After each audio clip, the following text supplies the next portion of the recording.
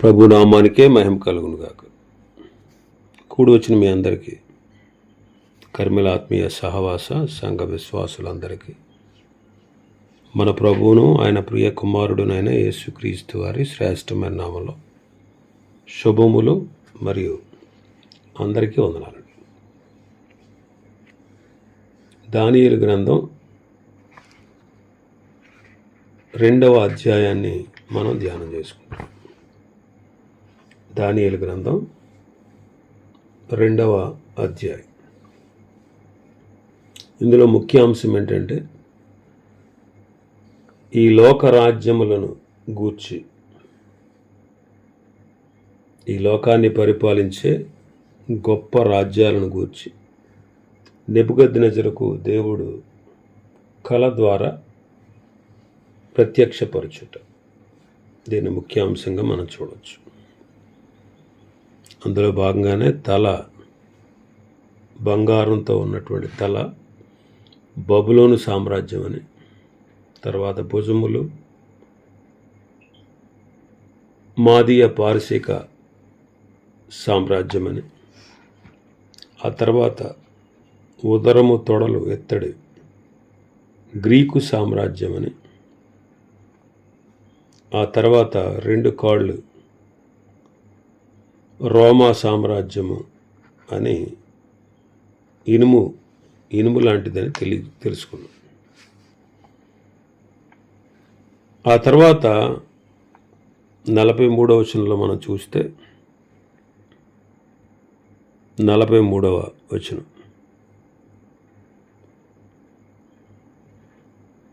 " 42, 43 చదువుతాం. పాదముల వ్రేళ్ళు కొంత మట్టుకు ఇనుపవిగాను కొంత మట్టునకు మట్టివిగాను ఉన్నట్టు ఆ రాజ్యము ఒక విషయంలో బలముగాను ఒక విషయంలో నీరసముగాను ఉండును. ఇనుమును బురదయు మిళితమై ఉండుట తమరికి కనబడెను. అటువలే మనుష్య జాతులు మిళితములై ఇనుము మట్టితో అతకనట్లు వారు ఒకరితో ఒకరు పొసగక ఇందురు. ఇనుము మట్టి కలిసియుండుటలో సూచించినట్టి బలహీనత ప్రస్తుత దినాల్లో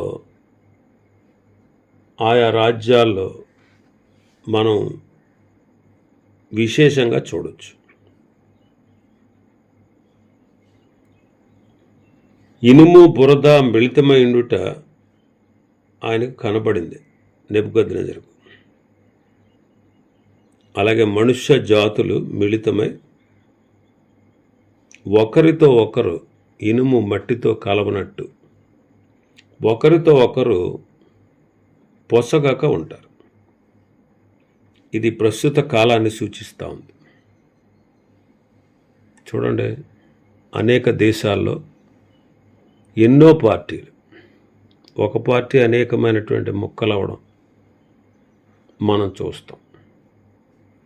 అలాగే దేవుని సంఘములో కూడా ఎన్నో పార్టీలు ముక్కలుగా దేవుని సంఘాన్ని చేయుట మనం చూస్తూ ఉన్నాం. ఇక్కడ ప్రతిమ యొక్క కాళ్ళు, ఆ కాళ్ళకి 10 వేళ్ళు ఉన్నాయి, అరకాళ్లకు.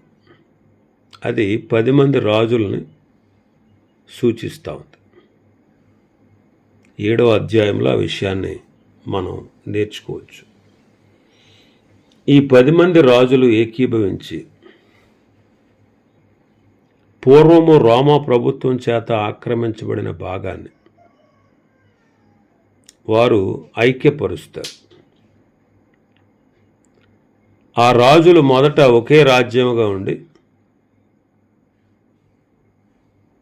తూర్పు పడమర రాజ్యాలుగా విభజించబడుతుంది.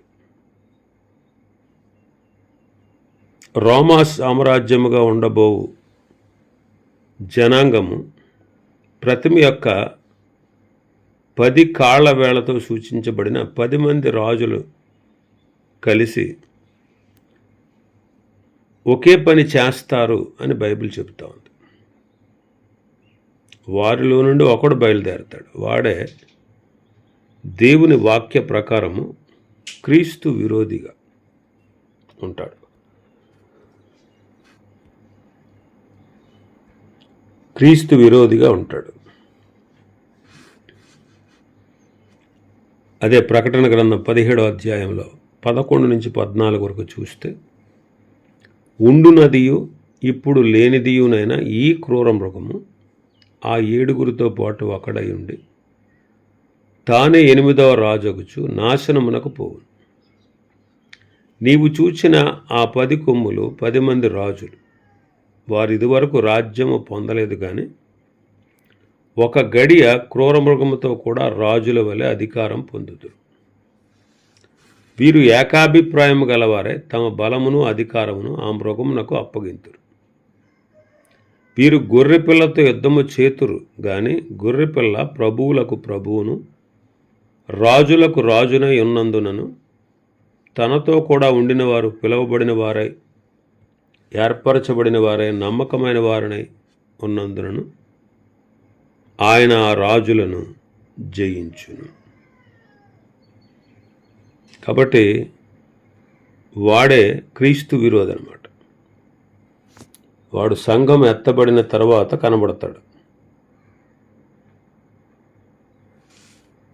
తెస్సలోనికీయులకు రాసిన రెండవ పత్రిక 2వ అధ్యాయం 6వ వచనం నుంచి, కాగా వాడు తన సొంత కాలమందు బయలుపరచబడవలనని వారిని అడ్డగించినది ఏదో అది మీరు ఎరుగుదురు. ధర్మ విరోధ సంబంధమైన మర్మము ఇప్పటికే క్రియ చేయుచున్నది కానీ ఇది వరకు అడ్డగించుచున్నవాడు మధ్య నుండి తీసివేయబడి వరకే అడ్డగించును. అప్పుడు ఆ ధర్మ విరోధి బయలుపడును.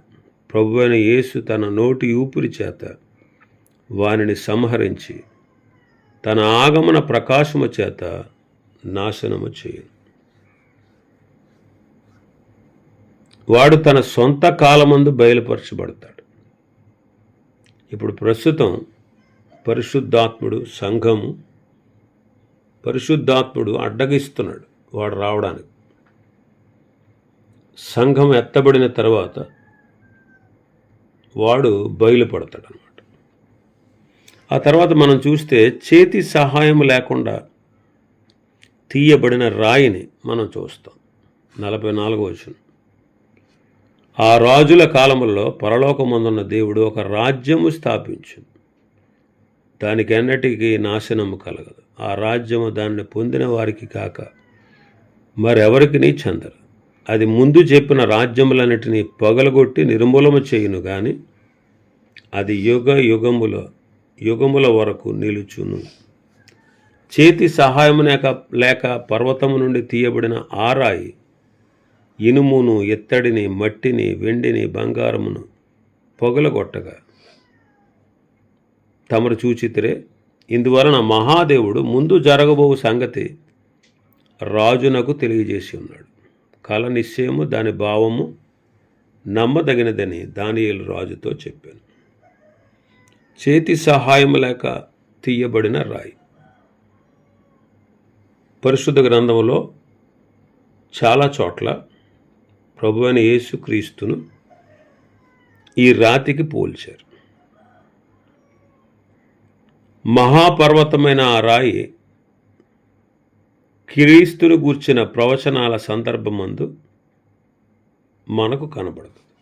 యెషయా గ్రంథం 28వ అధ్యాయం 16వ వచనం, ప్రభువు యెహోవా ఎలాగు సెలవిచ్చుచున్నాడు, సియోనులో పునాదిగా రాతిని వేసిన వాడును నేనే. అది పరిశోధింపబడిన రాయి, అమూల్యమైన తలరాయి, బహుస్థిరమైన పునాది అయిన మూలరాయి అయి ఉన్నది. విశ్వసించువాడు కలవరపడు. మత్తయి సువార్త 21:42 నుంచి మనం చదివితే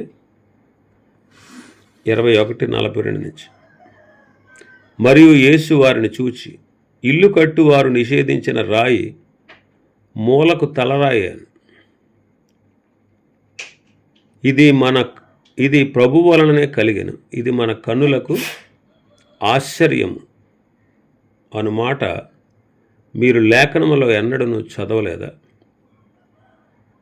కాబట్టి దేవుని రాజ్యము మీ యొద్ద నుండి తొలగింపబడి దాని ఫలమిచ్చు జనులకు ఇయ్యబడునని మీతో చెప్పుచున్నాను. మరియు ఈ రాతి మీద పడువాడు తొనకలైపోవును, కానీ అది ఎవని మీద పడును వానిని నలిచివేయును. నేను పేతురు మొదటి పత్రిక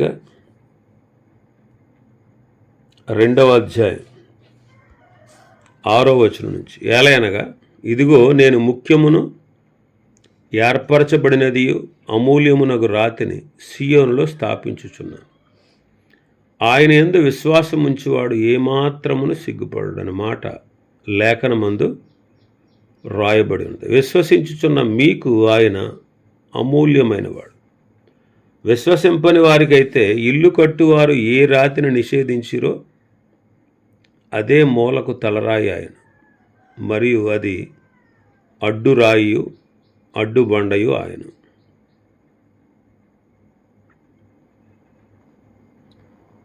కట్టువారు వాక్యమునకు అవిధేయులై తొట్టిల్లుచున్నారు, దానికే వారు నియమించబడ్డారు. 2000 సంవత్సరాల క్రితం ప్రభువైన యేసుక్రీస్తు వారు తృణీకరింపబడిన రాయిగా ఉన్నాడు. నిరాకరింపబడిన ఆ రాయి అయిన యేసయ్య ఇప్పుడు దేవుని కుడిపార్శ్వమందు కూర్చుండి ఉన్నారు. దానియేలు చూచిన రాయి మానవ చేతి సహాయం లేక పర్వతము నుండి తీయబడింది. 45వ వచనంలో మనం అదే చూస్తాం.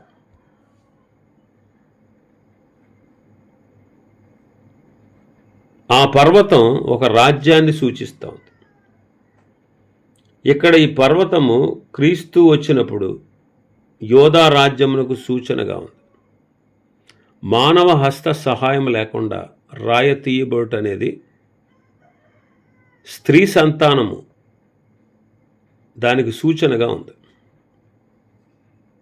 మానవ తండ్రి లేకుండా ప్రభువైన యేసుక్రీస్తు వారు కన్యకకు జన్మించారు. ఇది ప్రభువైన యేసుక్రీస్తు వారి యొక్క ఆశ్చర్యకరమైన జన్మను గూర్చి తెలియపరుతా ఉంది. మరలా రెండవసారి ఆయన రాజులకు రాజుగా ప్రభువులకు ప్రభువుగా రాబోతున్నాడు. నెబుకద్నెజరుకు వచ్చిన స్వప్నములో రాయి ప్రతిమను, ఆ గొప్ప ప్రతిమను విరగగొట్టి సర్వభూతలమంతా మహాపర్వతమైంది. అలాగే 2000 సంవత్సరాలుగా నిరాకరింపబడుతున్నటువంటి దేవుని కుమారుడైన ప్రభువైన యేసుక్రీస్తు వారు రెండవసారి ఈ భూమి మీదకి వచ్చి రాజులకు రాజు ప్రభులకు ప్రభు అవుతారు. ఆయన రాకతో ఈ లోక ప్రభుత్వం అంతరించిపోతుంది. అన్యజనుల ప్రభుత్వము ఆపివేయబడుతుంది. ఆయన రాజ్యము భూతలమంతా వ్యాపిస్తుంది.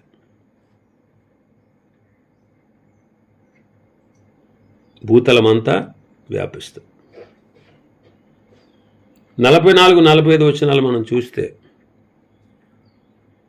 ఈ అన్యజనముల రాజుల ప్రభుత్వము ఇంకా జరుగుతూ ఉండగానే ఒక క్రొత్త రాజ్యం కనపడదు. దీన్ని దేవుడే స్థాపించాడు. అది నాశనము చేయబడదు. తక్కిన వాటి వలె ఇతరుల చేతికి ఆ రాజ్యం అప్పగించబడదు.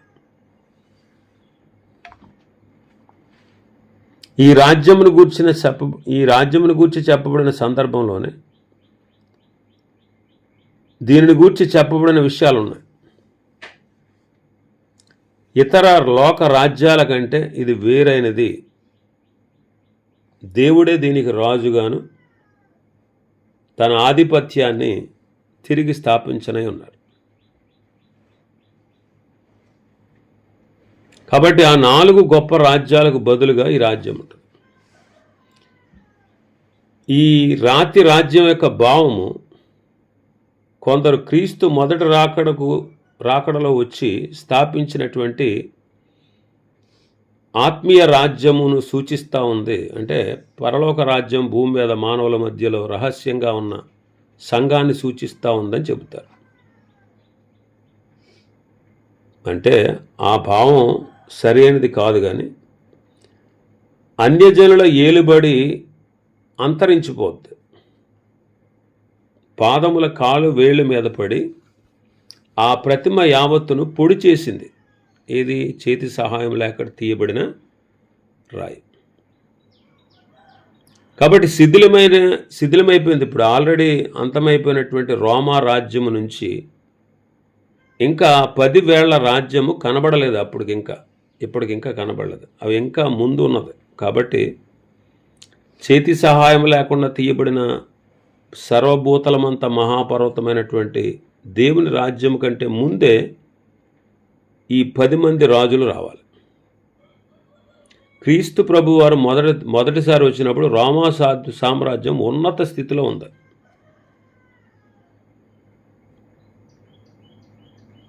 ఆ తర్వాత ఈ రోమా సామ్రాజ్యం అంతరించిపోయింది. అయితే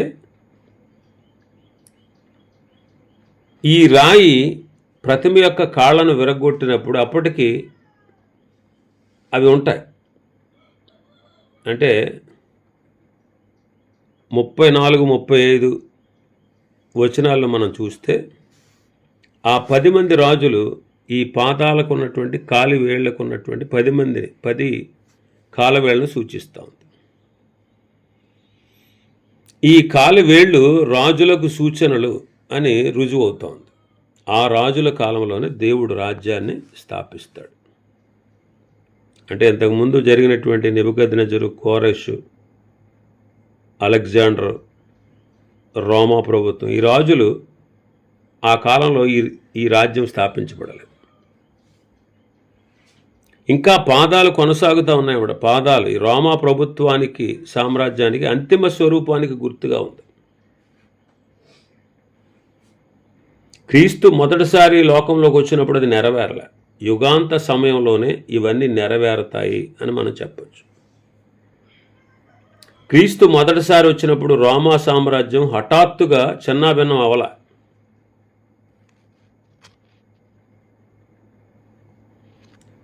రోమా సామ్రాజ్యం ఇతర సామ్రాజ్యాల జాడ కూడా అప్పుడు కనబడకుండా పోలేదు. ప్రపంచమంతా దేవుని రాజ్యము వ్యాపించలేదు అప్పుడు.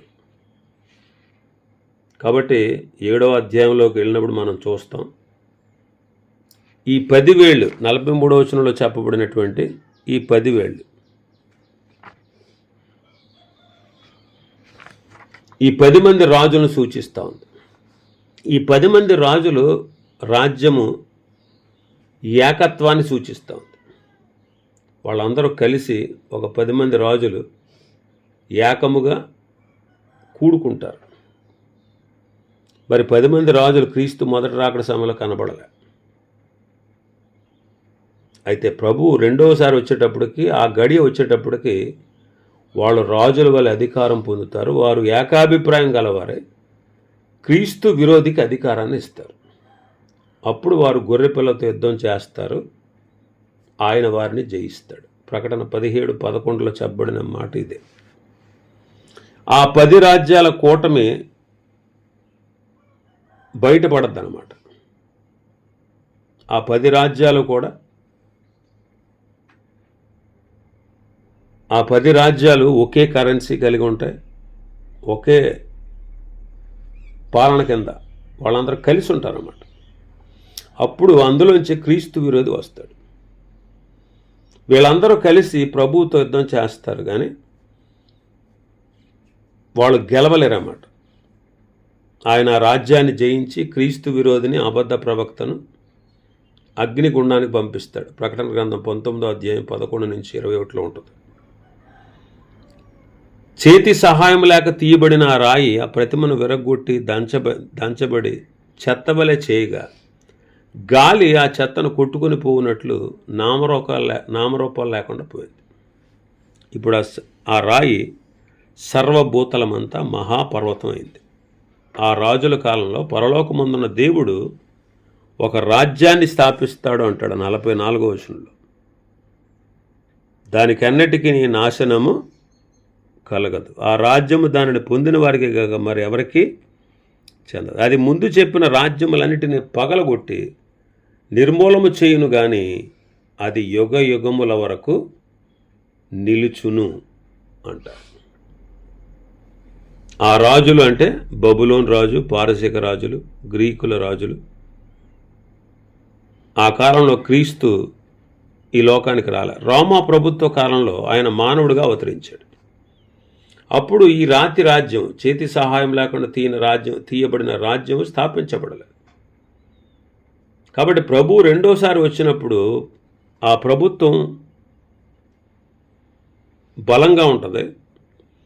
రోమా రాజ్యములకు సంబంధించిన 10 రాజ్యములు కనబడతాయి.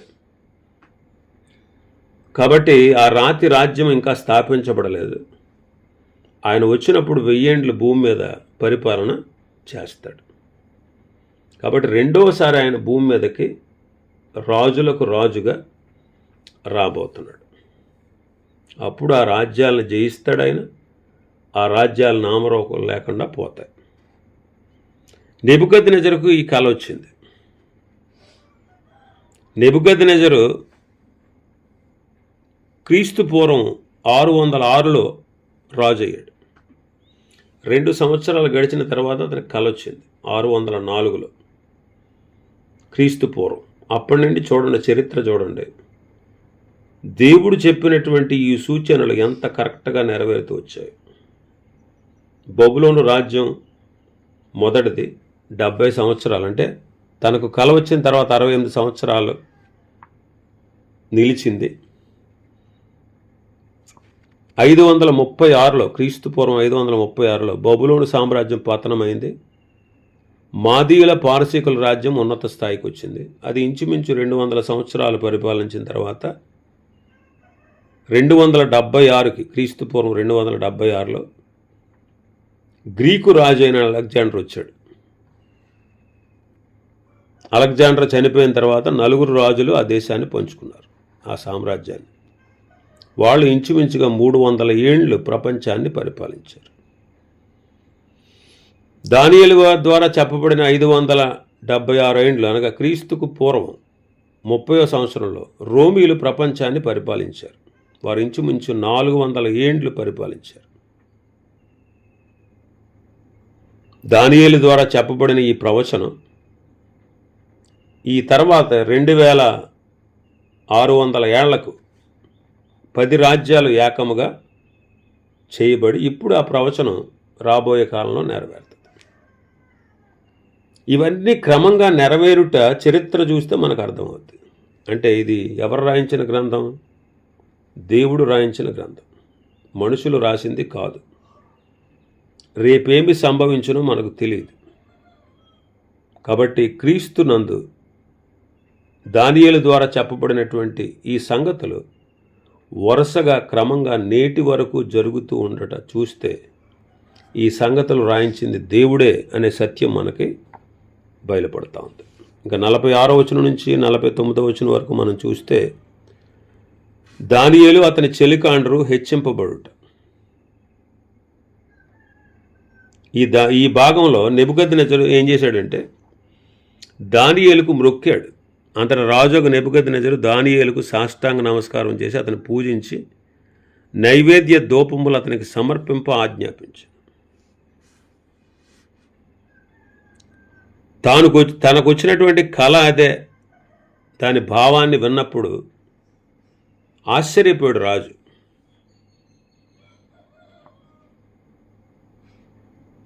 నలభై 47వ వచనంలో మనం చూస్తే ఈ మర్మమును బయలుపరచుటకు నీవు సమర్థుడివైతివే.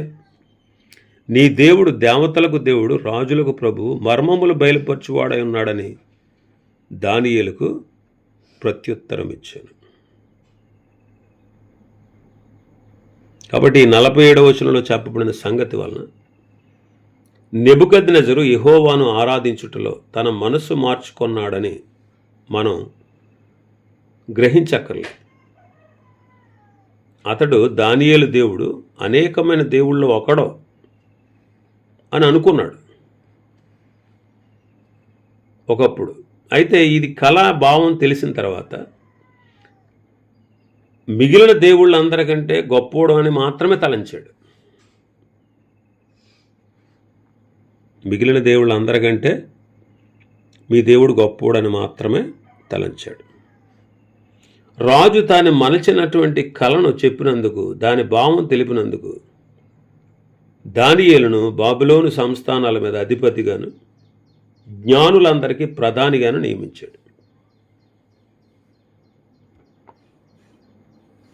అప్పుడు 48-49 అప్పుడు రాజు దానియేలును బహుగా హెచ్చించి అనేక గొప్ప దానములు ఇచ్చి అతన్ని బబులోను సంస్థానాంతరి మీద అధిపతిగాను, బబులోను జ్ఞానందరిలో ప్రధానిగాను నియమించాడు. అంతటా దానియేలు రాజును వద్ద మనవి చేసుకొనగా, రాజు షడ్రకు, మేషకు, అబేద్నెగోను వారిని బబులోను సంస్థానం మీద విచారణకర్తలుగా నియమించాను. దానియేలు రాజు సన్నిధిలో ఉన్నాడు. దానియేలు హెచ్చింపబడిన కొలదే, హెచ్చింపబడిన తర్వాత తన స్నేహితులకు జ్ఞాపకం చేసుకుని వారికి మేలు చేశాడు. కొందరు హెచ్చింపబడిన తర్వాత తన తోటి వారి కంటే గొప్పవాళ్ళమని తలంచి ఇతరులను తృణీకరిస్తారు, ఇతరులను మర్చిపోతారు. దానియేలు అలా చేయలేదు. దానియేలు అలాగా చేయలేదు. తనతో నిలిచిన వారిని జ్ఞాపకం చేసుకుని తనకు వచ్చినటువంటి ఘనతలో వారికి పాలు వచ్చేటట్టు చేశాడు. అలాగే ప్రభువైన యేసుక్రీస్తు వారు తన యందు విశ్వాసం ఉంచిన వారిని మర్చిపోక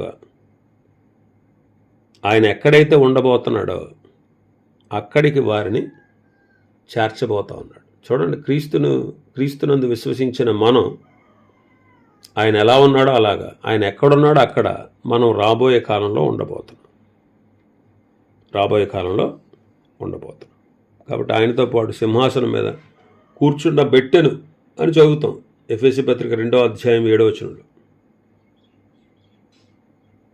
అంతేకాదు, రాబోయే దినాల్లో ఆ రాతి సామ్రాజ్యం అంటే చేతి సహాయం లేక తీయబడి సర్వభూతలమంతా మహాపర్వతమైనటువంటి ఆ దేవుని రాజ్యంలో 1000 ఏండ్ల పరిపాలనలో ఆయనతో కూడా మనం ఉంటాం.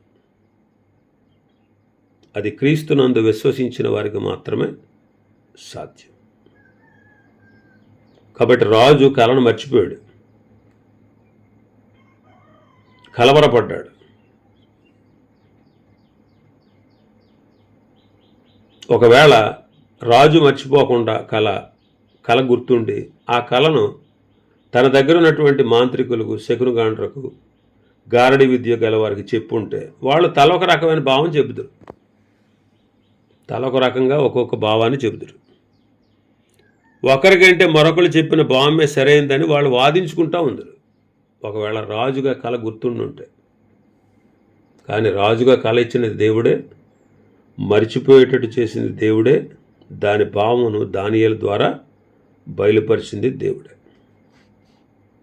కాబట్టి కళ, దాని భావం కేవలము దైవావేశం వల్లే కలిగినది. దేవుడే తన సంకల్పాన్ని అంతటిని మానవులకు తెలియజేయడానికి మాత్రమే జరిగినది అనే విషయాన్ని మనం గుర్తించాలి. ఇంతటితో 2వ అధ్యాయంలో ఉన్న విషయాలు ముగిసే. ప్రభు చిత్తమైతే రేపు దినం 3వ అధ్యాయాన్ని ధ్యానం చేసుకుందాం. దేవుడి వర్తమాన వాక్యాన్ని మన వినికిడిలో ఆశీర్వదించునుగాక.